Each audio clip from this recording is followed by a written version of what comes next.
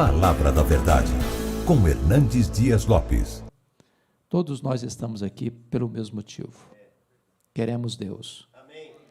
Queremos mais de Deus. Então eu quero compartilhar com você o texto que está na segunda carta de Paulo a Timóteo, capítulo 4, a partir do verso 6 ao verso 18.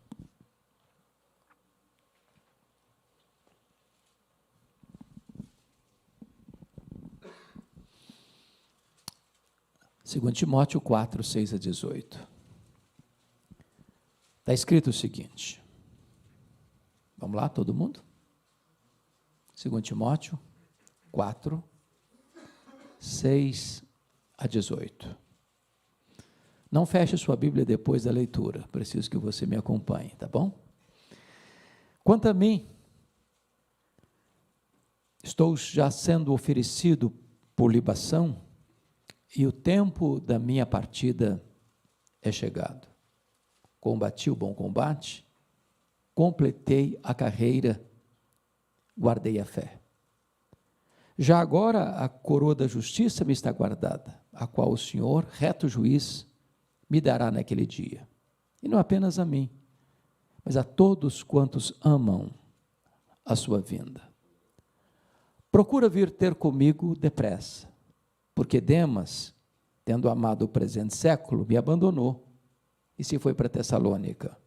Crescente para a Galácia, Tito para a Dalmácia. Somente Lucas está comigo. Toma contigo Marcos e traze-o, pois me é útil para o ministério. Quanto a Tíquico, mandei-o até Éfeso. Quando vieres, traz a capa que deixei em Trode, na casa de Carpo, bem como os livros, especialmente os pergaminhos. Alexandre, o latoeiro, causou-me muitos males. O Senhor lhe dará paga, segundo as suas obras. Tu guarda-te também dele, porque resistiu fortemente às nossas palavras. Na minha primeira defesa, ninguém foi a meu favor, mas todos me abandonaram. Que isto não lhe seja posto em conta, mas o Senhor me assistiu, me revestiu de forças, para que por meu intermédio a pregação fosse plenamente cumprida e todos os gentios ouvissem, e fui libertado da boca do leão. O Senhor me livrará também de toda obra maligna e me levará salvo para o seu reino celestial. A Ele, glória pelos séculos dos séculos. Amém. Eu acho que todos vocês hão de concordar comigo que Paulo foi o maior bandeirante do cristianismo, o maior desbravador do reino de Deus. O homem que, num tempo tão remoto e com condições tão pequenas, percorreu o mundo, plantando igrejas nas mais diversas províncias do Império Romano, como a Galácia, a Macedônia, a Caia, Ásia Menor. Um homem que, depois de sua conversão, enfrenta muitas agruras. É preso, é açoitado, é fustigado com varas, enfrenta naufrágios, perigos os mais diversos, mas jamais recuou, jamais se intimidou, jamais temeu. E por onde passou, deixou um rastro luminoso de um testemunho irrepreensível. O apóstolo Paulo escreveu dos 27 livros do Novo Testamento, ele escreveu 13. Ele foi, de fato, um gigante de Deus na sua geração. Ele foi preso em Roma 2 vezes. Na primeira prisão nos anos 61, 62, na segunda prisão nos anos 66, 67.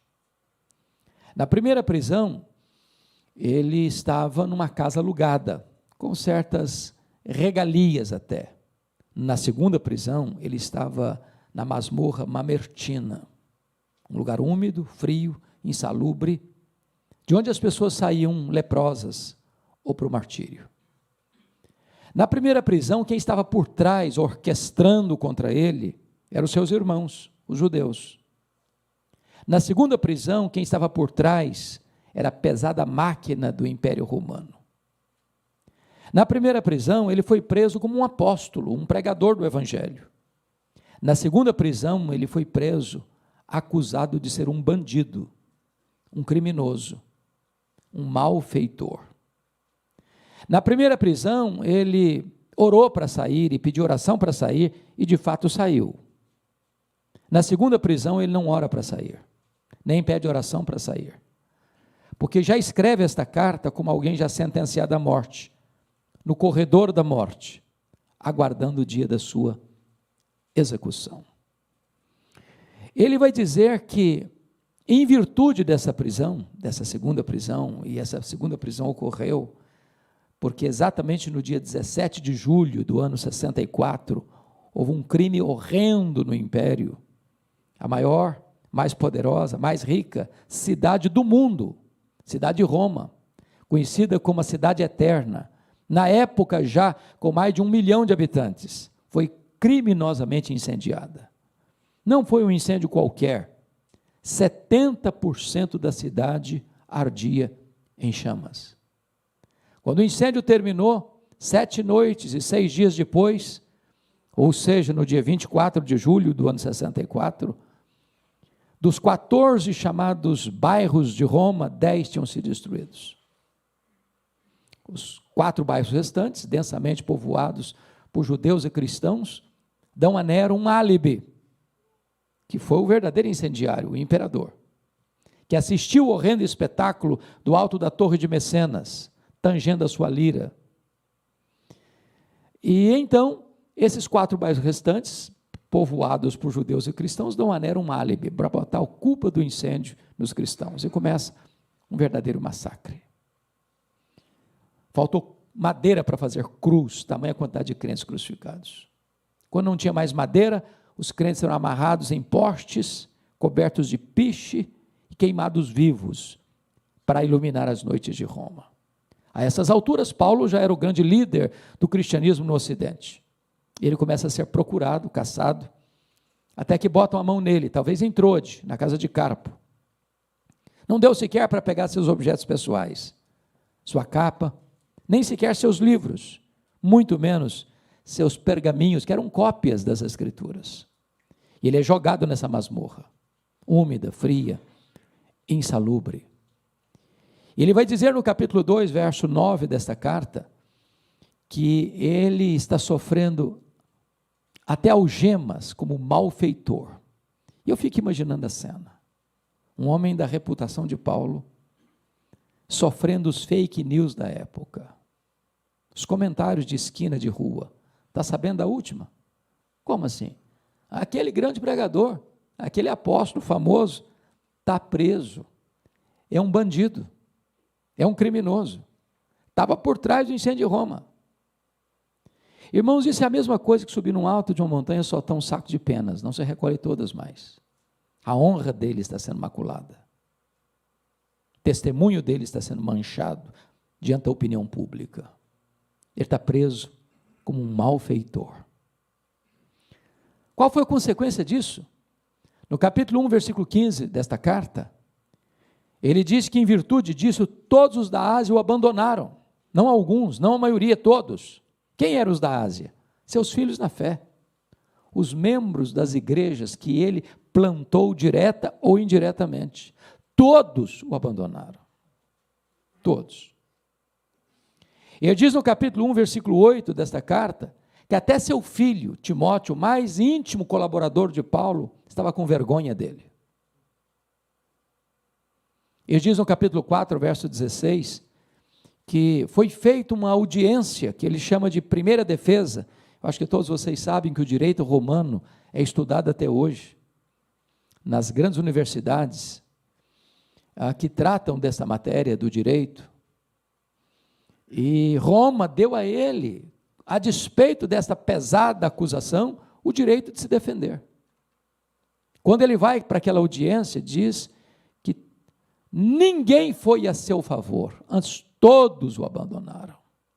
E então, sem qualquer posicionamento de defesa ou de alguém dizendo esse cara é inocente, Ele não é criminoso, ele não é um bandido, não foi ele o responsável pelo incêndio de Roma, ele foi condenado à pena de morte.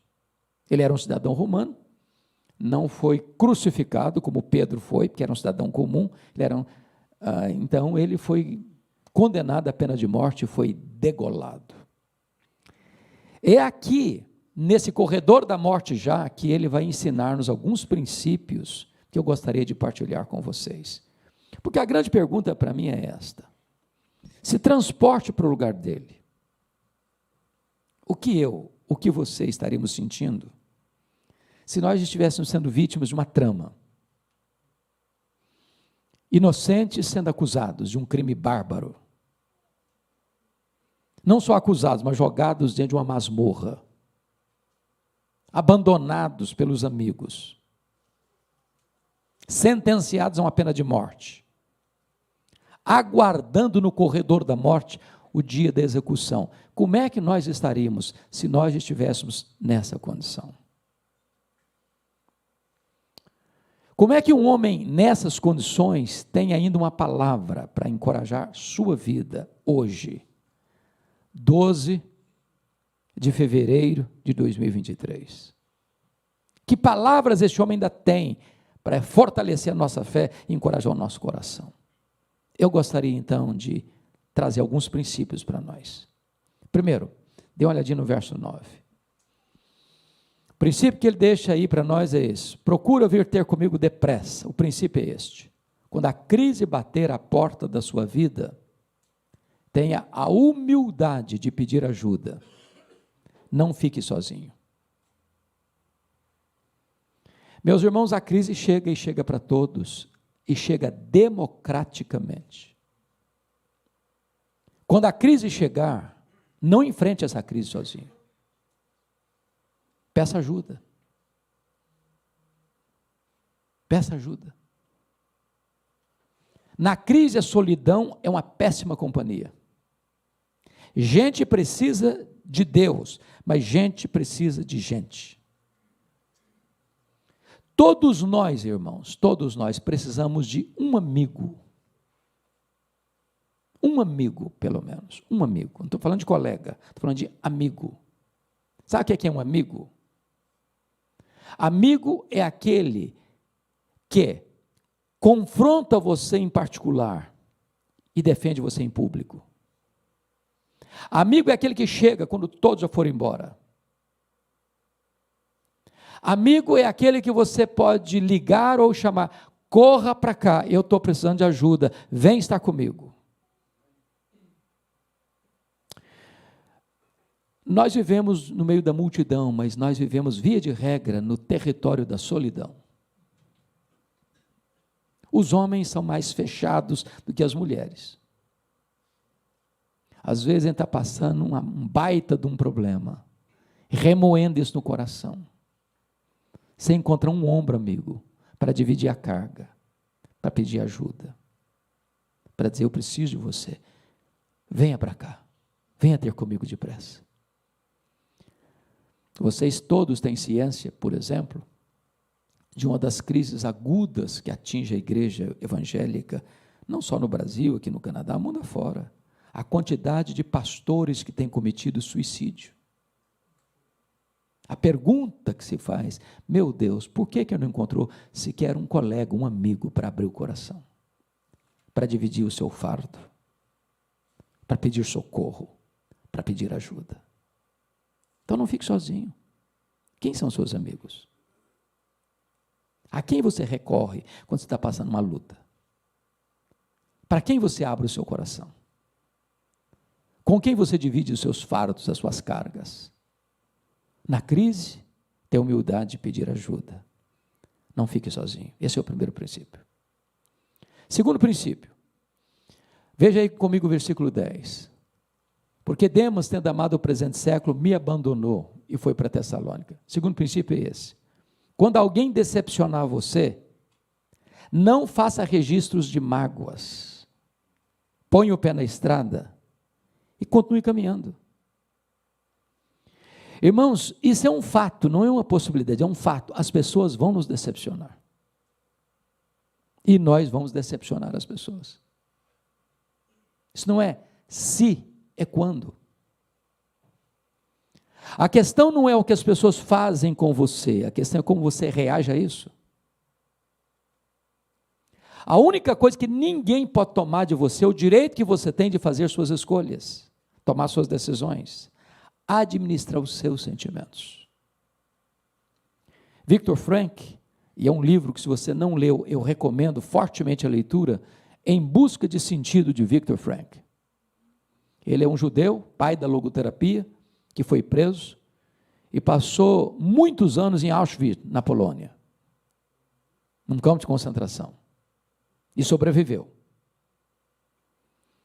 E ele diz, as pessoas podem tirar sua liberdade, as pessoas podem tirar seus bens, as pessoas podem tirar sua família, as pessoas podem tirar sua vida, mas ninguém pode tirar de você o direito que você tem de fazer as suas escolhas. A pessoa fala mal de você, você fala bem dela. Ela persegue você, você ora por ela. Ela amaldiçoa você, você abençoa a ela. Se você fizer registros de mágoas, e remoer isso, e ruminar isso, você adoece. Você perde a alegria, você perde a paz, você perde a saúde, você perde o apetite, você perde o sono, você perde o foco.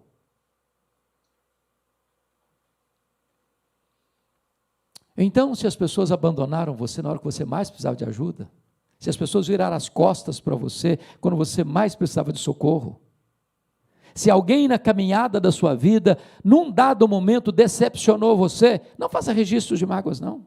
Põe o pé na estrada e continue a caminhar.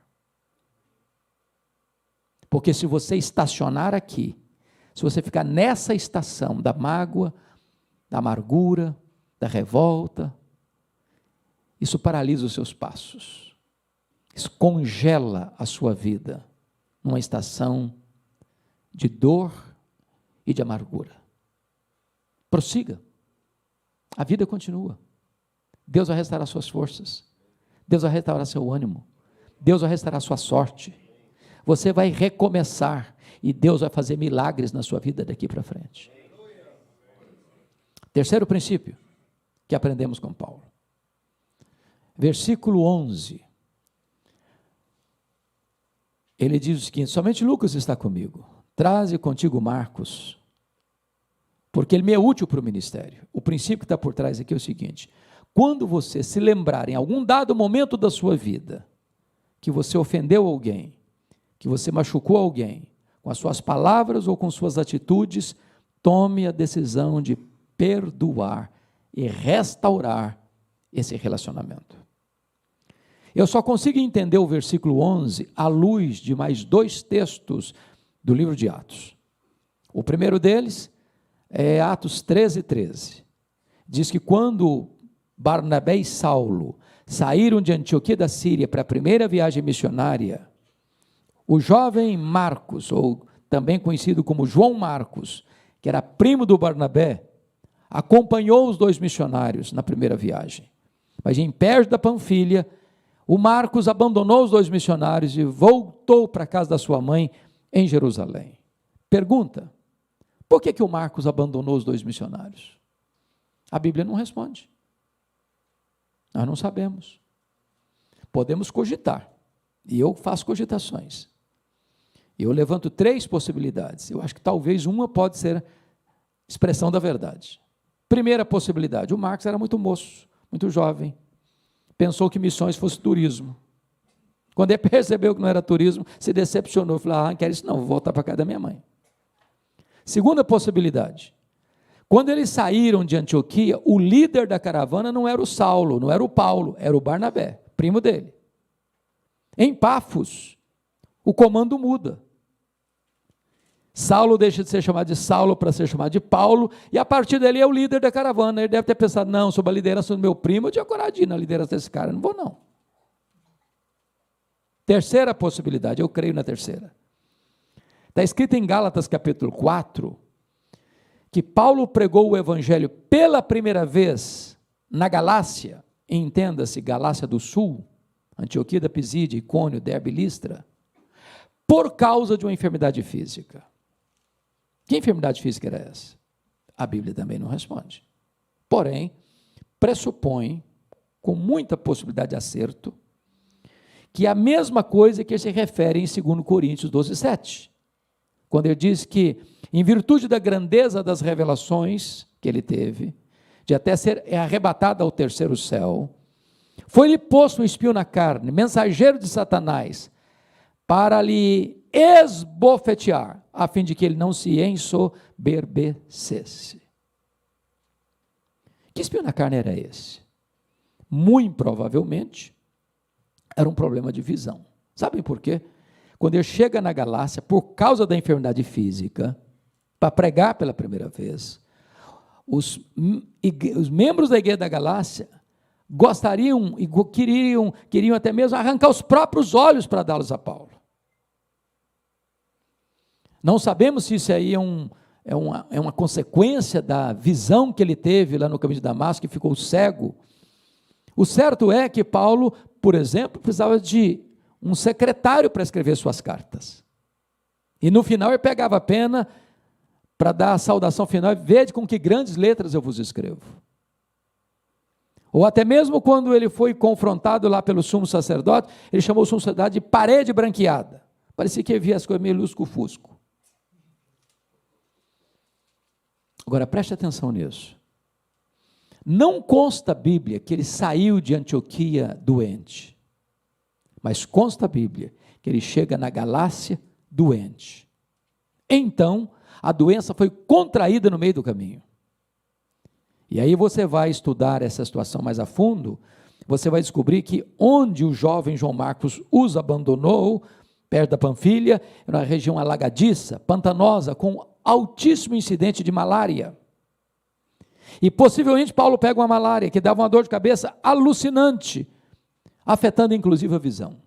Então, a terceira possibilidade que eu disse é essa: o João Marcos deve ter pensado assim: estou muito novo para ficar doente, eu vou voltar para a casa da minha mãe. Bom, esse é o primeiro texto. O segundo texto, para você entender o versículo 11 aqui, é Atos 16,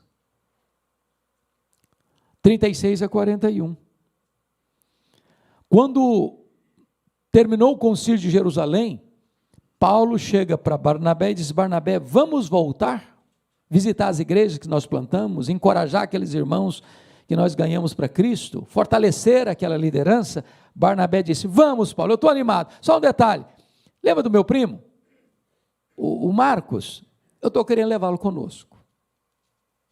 Paulo respondeu assim: eu não acho justo levarmos aquele que nos abandonou desde perto da Panfilha.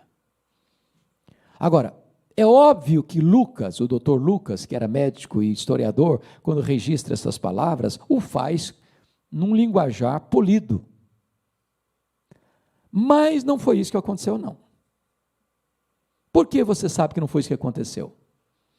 Porque o texto de Atos diz que houve tal desavença entre Paulo e Barnabé, por causa do menino Marcos, que os dois não caminharam juntos mais. Então eu vou parafrasear, para ver se clareia um pouco mais.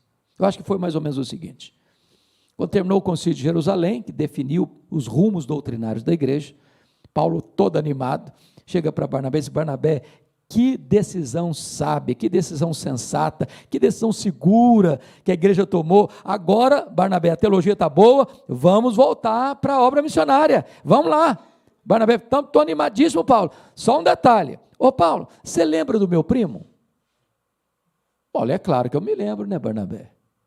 Rapaz, deixa eu dizer uma coisa, eu estou querendo levar ele de novo. Olha, ele mudou tanto, ele está mais maduro. Eu acho que agora ele vai ser uma bênção. Paulo fechou a cara. Falou: Barnabé, comigo esse rapaz não vai não. Não, Paulo, mas deixa eu te falar, ele está mais maduro agora. Agora ele vai ser uma bênção. Barnabé, comigo não vai não. Ô Paulo, mas você está sendo intolerante. Comigo ele não vai não, Barnabé. Ô Paulo, vamos dar uma chance para o rapaz. Comigo ele não vai, Barnabé. Ponto final. Chega. Agora, para um pouquinho para pensar comigo. E se não tivesse um Barnabé na vida do Marcos, hein? Você já se sentiu descartado? Persona não grata? Alguém já disse para você: no meu time você não joga? Na minha equipe você não trabalha? Eu não quero você trabalhando comigo? Você não serve para ser meu cooperador? Barnabé pegou o Marcos, levou para Chipre, investiu nele.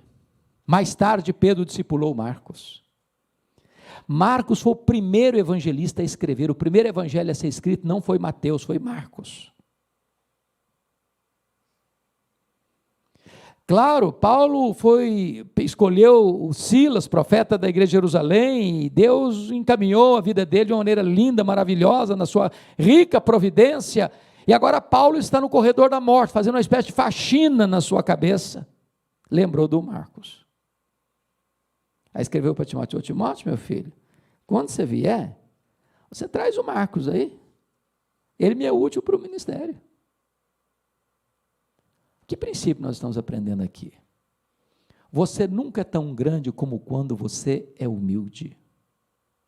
Você não perde a sua autoridade espiritual dentro da sua casa, com seus filhos, com a sua mulher, no seu trabalho, na igreja, quando você reconhece os seus erros e pede perdão. Às vezes nós homens somos muito durões, sabia? E às vezes eu escuto de algumas esposas assim: pastor, meu marido não sabe o que é pedir perdão. Ele é duro demais. Erra comigo, erra com os filhos. Nunca ele pediu perdão. Nunca. Ou a gente machuca alguém com palavras, com atitudes, e vai passando por cima, como um trator. Deixa eu dizer a você, ninguém tem o direito de prosseguir na vida deixando pessoas feridas para trás. Não construa a sua vida deixando gente machucada para trás. Tenha humildade de reconhecer os seus erros e de pedir perdão. Isso é um princípio. Quarto princípio que nós aprendemos aqui nesse texto. Por pior que seja a situação, por mais ocupado que você esteja, nunca perca a alegria e o entusiasmo de estudar a palavra de Deus. Hoje nós tivemos um exemplo aqui de uma criança de 9 anos. Porque às vezes, pastor, só porque não conhece a minha vida, eu trabalho muito. Está pensando o quê? Eu trabalho 12 horas por dia. Irmãos, eu estou com 64 anos, via de regra, com pouquíssimas exceções, eu trabalho 3 expedientes por dia, manhã, tarde e noite, levanto 5 horas e não vou dormir antes da meia-noite, via de regra. Sou um menino ainda. Menino. Eu só sei a minha idade quando eu me olho no espelho. O espelho não mente, é uma tristeza.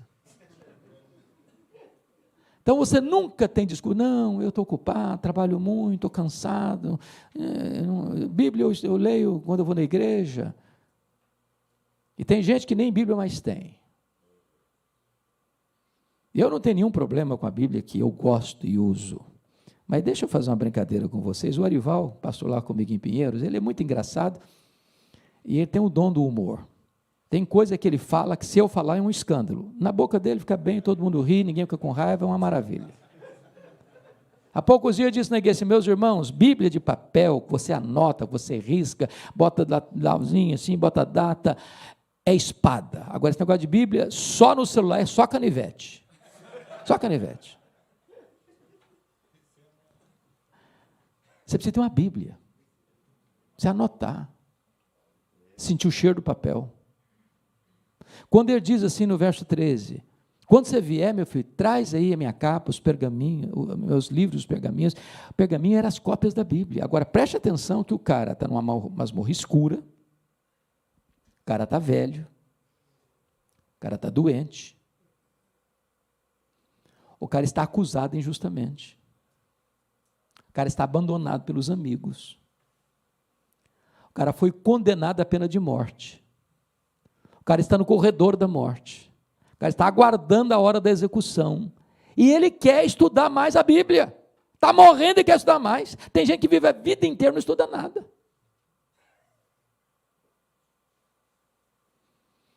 Meu amado irmão, se você for um analfabeto funcional da Bíblia, você está encrencado. Você não tem filtro. Você vai escutar as maiores bobagens e bater palma. Você não vai se alimentar na hora da crise. Você não tem referência. Tem hora, meu irmão, que você precisa ter Bíblia, não é só no papel, não, é no coração e na mente. Quando Jesus, o pastor Senil agora disse agora há pouco, quando Jesus foi levado lá para o deserto, não deu prazo de consultar uma chave bíblica, nem ligar para alguém, falou, e aquela referência, tá, não, está escrito, está escrito, está escrito. Você tem que ter Bíblia na mente, Bíblia no coração, Bíblia nos lábios, é espada para lutar. Não dá para voltar lá em casa para pegar a espada, não, a guerra está acontecendo aqui agora, campo aberto, você precisa da palavra. Então, se você que está aqui hoje nunca leu a Bíblia, assuma o compromisso, o ano está começando ainda, leia a Bíblia todo esse ano, medite na palavra, estude a palavra, mergulhe na palavra, more num livro da Bíblia 1 mês, leia todo dia, deixa a Bíblia entrar em você.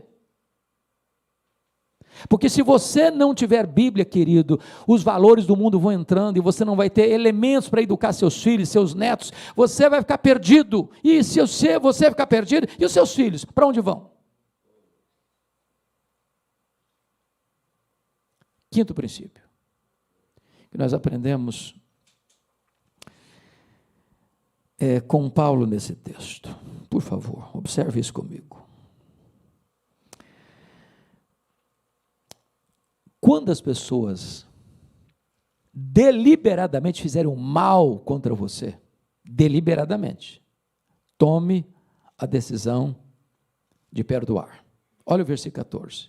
Alexandre o latoeiro causou-me muitos males. O Senhor lhe dará paga segundo as suas obras.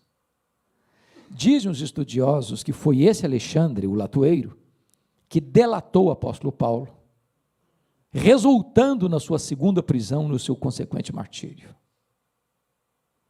É aquele tipo de gente que apunhala pelas costas, que puxa o tapete, que fica feliz quando você cai e chora quando você se levanta. É gente que joga contra o patrimônio. É gente que aposta no seu fracasso. É gente que só consegue se dar bem ou se sentir bem quando você está embaixo. Aliás, dizem os entendidos, e a psicologia humana parece provar isso, nosso coração é muito ruim, você sabe disso, né? Muito ruim. Então, baixa a bola, porque você não está com esse cartaz todo, não. Você e eu temos mais facilidade de chorar com os que choram, do que nos alegrarmos com os que se alegram. E Paulo era um fenômeno. Paulo era o apóstolo que percorria o mundo, e onde eu chegava, os milagres de Deus aconteciam. Igrejas eram plantadas, pessoas eram alcançadas. E aí cidadão disse, esse cara tem que cair. Esse cara tem que cair. E delatou Paulo. E Paulo foi preso. E Paulo foi degolado. A pergunta que eu lhe faço hoje é essa: como é que você reage quando alguém se interpõe no seu caminho para prejudicar você? Qual a sua atitude? Qual a sua reação? Paga na mesma moeda? Revida com a mesma violência? Dá o troco? Bom, eu sei que você é um homem crente. E você diz, não, pastor, crente não faz essas coisas, não. Faz não, é. É verdade? É isso mesmo? Crente não revida mesmo? Talvez você diga, não, pastor, eu não vou fazer, não. Mas, esse cara, o dia dele vai chegar. O dia dele vai chegar. E quando o dia dele chegar, a minha vitória vai ter sabor de mel. Esse é o tipo de música complicado, não é não? Esse não é o papel de um crente, não. Perdão, querido. Sabe por quê? Se você guardar mágoa de alguém que machucou você lá no passado, você não vai viver. Você vai adoecer. Guardar mágoa é a mesma coisa de você tomar um copo de veneno pensando que o outro é quem vai morrer. Quando você guarda a mágoa de alguém, você fica prisioneiro, na coleira. Na coleira. Você vai chegar em casa com fome e a pessoa chega do seu lado, se assenta do seu lado, tira o seu apetite. Você vai tirar uma soneca, a pessoa se deita do seu lado e transforma-se no seu pesadelo. Você vai sair de férias com a família, ele vai pegar carona com você e estragar suas férias. A única maneira de você ser uma pessoa livre é perdoar, assim como Deus em Cristo perdoou você. Você não sabe lidar com isso, nem eu, nem nós. Entrega para Deus, Deus sabe lidar, eu não sei. Meu senso de justiça é torto. O Senhor lhe dará paga, eu não. Quanto a mim, essa conta está zerada. Vai ter que lidar com Deus, não comigo. Sexto princípio.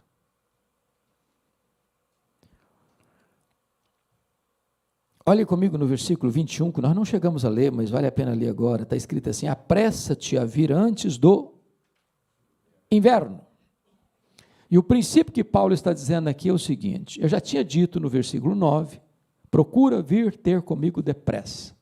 Mas essa é uma expressão indefinida, eu não sei o que é depressa. Depressa pode ser 1 minuto, 1 hora, 1 dia, 1 semana, eu não sei o que é depressa. Depende de quê? Do contexto. Então, como que num pós-scriptum, ele diz no verso 21 assim: ô Timóteo, quando eu disse para você vir ter comigo depressa, o que eu quero dizer é o seguinte: venha antes do inverno. Por que ele está dizendo isso? Porque no período dos 3 meses do inverno, não se navegava com segurança. É só ler Atos 27 e 28, para ver o naufrágio que teve, porque tentaram navegar no inverno. Então, o que ele está dizendo, trocando em miúdos? Ô Timóteo, se você quer vir ter comigo, meu filho, como eu preciso, venha antes do inverno, porque se você esperar os 3 meses do inverno passarem para você vir, não precisa vir mais não, eu já terei sido executado. Quando você chegar aqui, eu não estou mais aqui não. Qual o princípio? Há coisas na vida que ou você faz hoje, ou você nunca mais vai ter a oportunidade de fazer. Não dá para esperar. Não dá para esperar. Cada um aqui tem o seu contexto de urgência, não é verdade? É aquela conversa com a esposa, às vezes o casamento está aí no ponto morto, ou no piloto automático, numa mesmice, está correndo demais, trabalhando demais, não tem tempo para a esposa, não tem tempo para os filhos, ou está correndo demais também, não tem tempo para buscar a Deus, para ler a Bíblia, para vir à igreja, ou fez do dinheiro o seu Deus, achando que o dinheiro vai resolver o seu problema, que o dinheiro é tudo na vida. E está na hora de você realinhar sua vida, buscando as primeiras coisas primeiro. Buscando o reino de Deus em primeiro lugar. As demais coisas o serão acrescentadas. Mas não adie aquilo que é urgente. Procura vir ter comigo depressa, mas venha antes do inverno. Porque se você demorar demais, passou a hora, passou o tempo, perdeu a oportunidade. Não tem mais jeito. A oportunidade se foi. Penúltimo lugar, 7º princípio que Paulo nos ensina nesse texto. Ainda que você enfrente uma situação tão dramática na vida, que você seja abandonado por todos, saiba de uma coisa: Deus nunca vai desamparar você. Na minha primeira defesa, ninguém foi a meu favor, diz o verso 16. Mas no verso 17 ele diz o seguinte: mas o Senhor me assistiu e me revestiu de forças. Há momentos, irmãos queridos, que Deus, na sua providência carrancuda, permite a gente passar por isso. Você olha para um lado, por outros, meu Deus, fiquei só. E nessas horas é que Deus mostra que Ele está com você, de uma maneira singular, fortalecendo você, encorajando você. Às vezes não livrando da morte, mas livrando na morte. Às vezes não livrando da fornalha, mas na fornalha. Às vezes não livrando da cova dos leões, mas na cova dos leões. Mas Deus nunca vai decepcionar você. Nunca, nunca, nunca. Último princípio, oitavo e último princípio. Veja o versículo 18 comigo, na parte final do versículo 18, está escrito assim: a Ele, glória pelos séculos dos séculos, amém. Em outras palavras, o princípio, a melhor maneira de você encerrar a sua carreira, fechar as cortinas da vida, é dando toda a glória a Jesus.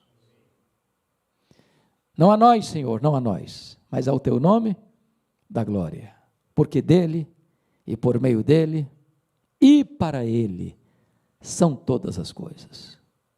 Nós vivemos uma sociedade em que o homem tornou-se o centro de tudo. Tudo gira em torno do homem, tudo é feito pelo homem, tudo é realizado para o homem, mas esta não é a mensagem da Bíblia. O homem não é o centro do mundo, Deus é. E você só vai encontrar o sentido da vida quando você busca o reino de Deus em primeiro lugar, quando Jesus ocupa o primeiro lugar na sua vida. Pois bem, este homem está no corredor da morte e nos ensinando. E ele termina as suas aulas instrutivas de encorajamento para nós, agora fazendo uma avaliação da própria vida dele. Quando ele chega no verso 7, ele diz assim: combati o bom combate, completei a carreira, guardei a fé. Está dizendo: Timóteo, meu filho, eu preciso de uma coisa para você. A minha vida não foi de amenidades, foi um combate. Mas não foi um combate, foi um bom combate. Às vezes, quando a gente é mais jovem, e aqui nós temos vários jovens no auditório, a gente é mais afoito, a gente briga até com a sombra, a gente entra em qualquer luta, briga pelas razões mais fúteis, e chega à conclusão que o resultado é zero, por que não dizer às vezes negativo? Quando você vai ficando mais encanecido, as rugas começam a surgir no rosto, você começa a selecionar suas brigas, suas lutas ficam mais seletivas. Então deixa eu dizer uma coisa para você não ter que passar por esse caminho. Selecione as suas lutas. Se a luta não for boa, não entra nela não. Não perca tempo. Para quê? Mas se o combate é bom, combata-o. Se preciso for, morra no combate. Mas um bom combate. Combati o bom combate. Completei a carreira. Isso era o sonho, isso era o alvo da vida dele, completar a carreira. Ele chega a dizer isso lá para os presbíteros de Éfeso. Em nada considero a vida preciosa para mim mesmo, conquanto que eu complete a minha carreira.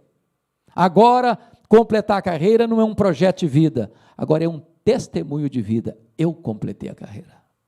Não basta começar bem, é preciso terminar bem. Mas ele vai dizer em terceiro lugar: eu guardei a fé. Ô Timóteo, eu vivi cercado de perigos, de ameaças, de muitas ideias, de muitas doutrinas, de muitas propostas no mercado da fé, mas Timóteo, eu nunca negociei a minha consciência, eu nunca vendi minha consciência, eu nunca transigi com a verdade, eu guardei a fé. Agora, segundo lugar, vai fazer uma avaliação do seu presente no verso 6, olha comigo. Quanto a mim, já estou sendo oferecido por libação, e o tempo da minha partida é chegado. Sabe o que ele está dizendo para Timóteo? Ô Timóteo, Roma vai me matar. Mas na verdade, Timóteo, não é Roma que vai me matar, não. Eu vou me entregar. E sabe, Timóteo, não vou me entregar para Roma, não. Eu vou me entregar para Deus, como oferta de libação ao Senhor. E mais, Timóteo, não vou morrer também, não. Eu vou partir. A palavra partida aqui é um eufemismo para a morte. E essa palavra partida no grego tinha 3 significados. Primeiro, significava tirar o fardo das costas de alguém e aliviá-lo da bagagem. Sabe o que é morrer para um crente? Apocalipse 14, 13, é descansar das suas fadigas. Eu não sei quanto a vocês, mas a lida pastoral leva a gente a ver cenas dramáticas. Eu fui pastor de uma ovelha, o Seni conheceu muito, o senhor Lai Boechat, ficou 14 anos em coma, num leito. Ou eu já vi gente tomado por um câncer, que o corpo foi ficando esquálido, caquético, macérrimo, de couro furado pelas costelas em ponta, com dores atrozes. E quando a morte chega, é Deus dizendo: meu filho, vem descansar. Vem descansar. Chega. Chega de sofrimento. Chega de sofrimento. Alívio da bagagem. Segundo, a palavra partida no grego significa desatar uma canoa de um tronco e atravessar para o outro lado do rio. Sabe o que é morrer para um crente? É fazer a última viagem da vida rumo à pátria celestial. A nossa pátria não é aqui, nós estamos a caminho do nosso verdadeiro lar. Terceiro significado da palavra partida no grego, significa afrouxar as estacas de uma barraca, levantar acampamento e mudar para sua casa permanente. Sabe o que é morrer para um crente? É mudar de endereço, é ir para a casa do Pai. Então me permita dizer uma coisa aqui, que nós usamos muito e usamos mal como expressão.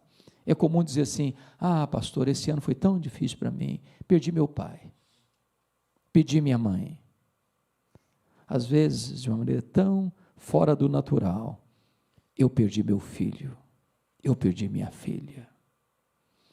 Essa semana passada, a Ceni estava lá em Pinheiros, na conferência, e uma mãe que, na hora do luto dela, ela foi à igreja, orei com ela, mas agora com mais calma ela me contou: o filho, querido, amado, filho, exemplo para ela, amado do coração dela, cuidava dela, com 18 anos, desceu levou o cachorro para passear, e ele estava saindo do portão do prédio, quando um carro desgovernado entrou no portão, e um ferro, que era uma barra de ferro do portão de vidro, entrou na cabeça do filho dela, vazou a cabeça do filho dela. Não é natural, não é natural. Um pai e uma mãe enterram um filho. E aí você usa assim: perdi meu filho. Não, você perde alguém quando você não sabe onde essa pessoa está. Você perde algo quando você não sabe onde esse objeto está. Quando a gente enfrenta a dor do luto, você não diz: eu perdi meu filho, eu perdi meu pai, perdi minha mãe, porque você sabe onde ele está. Está no céu, está com Jesus. Morrer é mudar de endereço, é ir para a casa do Pai, é ir para o céu, para o paraíso, para a Nova Jerusalém, onde não tem choro, nem lágrima, nem dor. Mas agora Paulo vai fazer uma avaliação do futuro, no versículo 8. Já agora a coroa da justiça me está guardada, a qual o Senhor reto juiz me dará naquele dia, e não apenas a mim, mas a todos quantos amam a sua vinda. Sabe o que ele está dizendo para Timóteo? Ô Timóteo, Roma vai me matar. Eu estou indo, meu filho, para o local de execução. A espada de Roma vai tosar a minha cabeça.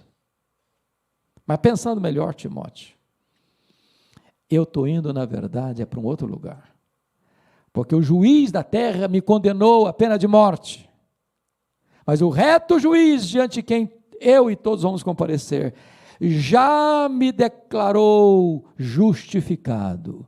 Então, na verdade, eu estou indo receber a coroa da justiça, receber o prêmio, receber a coroa, receber o galardão. Até o dia que, então, há a decisão de executar Paulo. ele é tirado da masmorra e é levado para o local da execução. E naquele momento a espada de Roma tosa a sua cabeça. Corpo para um lado, cabeça para o outro. Tombou na terra como um mártir, mas foi recebido no céu como um príncipe. E eu quero até crer, pastor Seni, que as últimas palavras de Paulo, antes de dar o último suspiro na terra, foram essas: a ele, glória pelos séculos dos séculos. Amém. Eu não sei o que a providência de Deus vai reservar para você e para mim, nos dias que temos pela vida. Mas uma coisa você pode saber: na hora que a crise chegar, você precisa de um ombro, de um amigo. Se as pessoas magoarem você, não faça registro de mágoas. Se você reconheceu que machucou alguém, peça perdão. Você precisa dedicar tempo para estudar a Bíblia. Se alguém machucou você, perdoe. O que você tem que fazer? Faça hoje, para não chorar a dor do remorso amanhã. Se as pessoas abandonarem você, saiba, Deus nunca vai decepcionar você. Feche a cortina da sua história, dedicando a Jesus e dando a Ele toda a honra e toda a glória. Que Deus nos ajude a viver esse projeto de vida. Feche os seus olhos por um momento, por favor.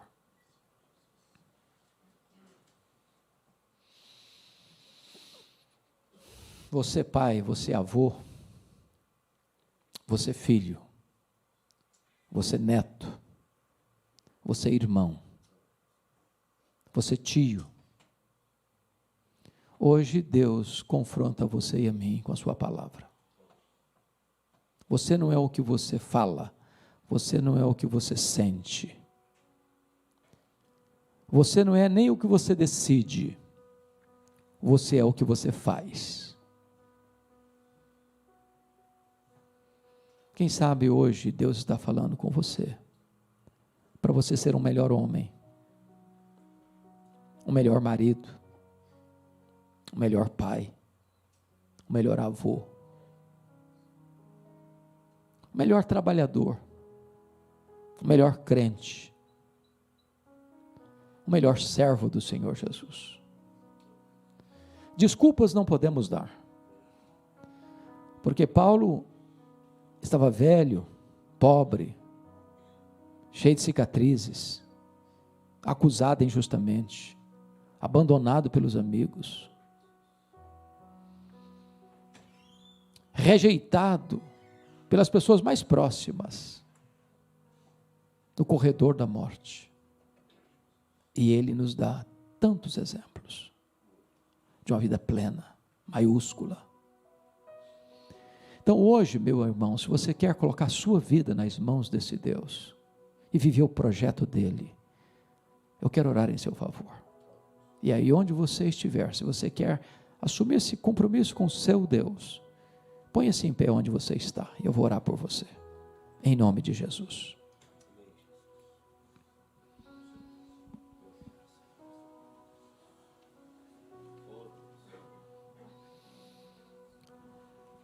Senhor Deus, nós te rendemos graças, porque aprouve a Ti nos trazer à Tua casa, nesta manhã, ter esse tempo de comunhão,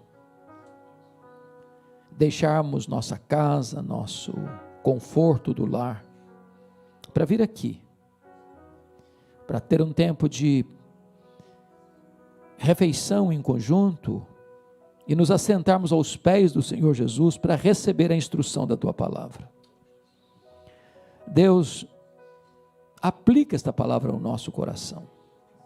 Ajuda-nos, Senhor, a vivermos de tal modo que o Teu nome seja glorificado na nossa vida.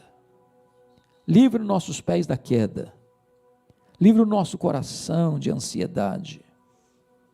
Tira toda a dor, toda a tristeza, toda a mágoa do nosso coração.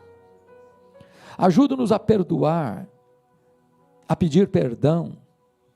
Ajuda-nos, Deus, a mergulharmos mais na Tua palavra, Ajuda-nos, Deus, a entender que jamais Tu desamparas aqueles que em Ti esperam. Ajuda-nos a prosseguir na nossa jornada, Senhor, a encerrar a nossa carreira e a entender que a nossa vida é Tua. E se um dia fecharmos os olhos para esta vida, nós estaremos para sempre contigo, onde não tem mais dor, nem pranto, nem choro, nem luto. Guarda-nos para o Teu inteiro agrado, a fim de que vivamos, frutificando em toda a boa obra.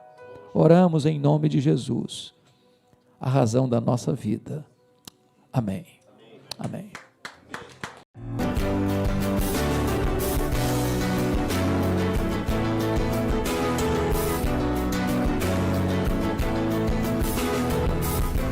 Palavra da Verdade, com Hernandes Dias Lopes.